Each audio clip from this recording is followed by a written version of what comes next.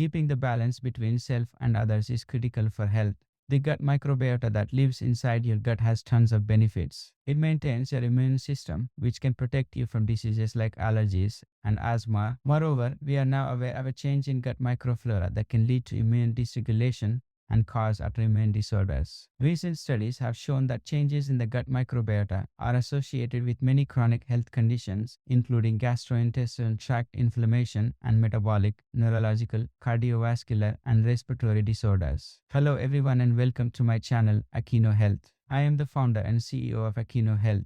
I bring the updates on the microbiome, circadian rhythm, nutrition, and the latest technological information on how to reverse, prevent, and treat several lifestyle-related disorders. Today's discussion is on the importance of the gut microbiome, how it can help manage chronic inflammatory conditions, and the microbiome's role in metabolic disease prevention and healing. So, without further ado, let's get started. Humans have co-evolved in close contact with the diverse microbial communities of their natural and built environments. The vast diversity of human microbes and the substances they do interact with the body has only recently been discovered thanks to advanced sequencing technologies. Sequencer platforms analyze the number and type of gut microbiota to create a more complete profile. For example, the classification of 16S ribosomal RNA and the interspacer region amplicon pools determine a bacteria's identity and distribution. Many people are now researching the human microbiome for gene expression. Mass spectrometry has been an important tool for the detection and identification of metabolites and proteins associated with the human microbiome. These advances in high-throughput technologies have not only facilitated analysis of the composition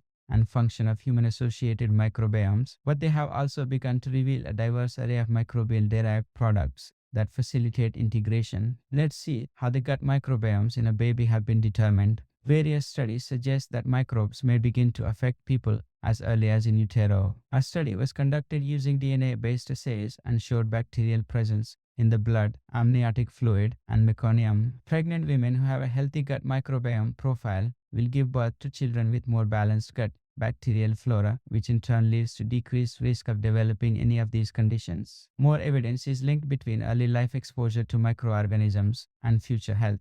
For example, asthma and allergies are common childhood conditions. Changes to gut bacteria when a baby is born can lead to these conditions, and a delayed microbiome fuels them. Let's understand further development of gut microbiomes during the early age of an infant. The diversity of bacterial colonies in the gut tends to increase until 3 years old and then start to slow down, while the stability of bacteria combinations, which is accountable in part to a relatively larger proportion of stable strains, increases with time. Nevertheless, the gut microbiome changes throughout our lives, and it's been shown that functions of the microbiomes reduced in children. Finally, how the amazing diversity of gut microbiomes protects humans from chronic inflammatory diseases. The immune system is made up of different types of cells and organs that work together to protect the body against disease-causing microbes. These microbes help break down food, produce vitamins and enzymes, prevent disease-causing bacteria from sticking to our intestines, and keep inflammation levels low. The gut microbiome is also important for maintaining healthy body weight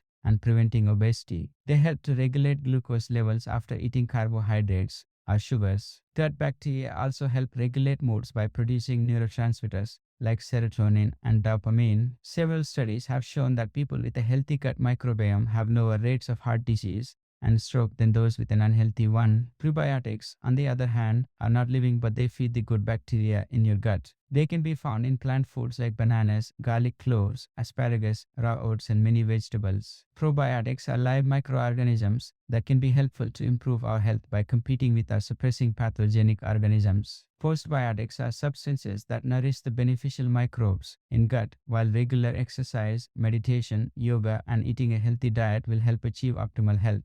A lot of people don't know that they can eat prebiotic and probiotic foods without putting a strain on their budget. Here are some tips to help you get your daily dose of prebiotics and probiotics without breaking the bank. Experiment with new recipes. You can find a lot of prebiotic and probiotic foods in your favorite recipes. For example, there are many recipes for soups that use beans as the main ingredient. Beans are rich in probiotics, which are foods that feed the healthy bacteria in your gut. Choose organic. Organic produce is more expensive than non-organic produce, but it's worth it if you want to maximize your intake of probiotics and prebiotics. There is a growing trend toward using exercise as a means to improve gut health.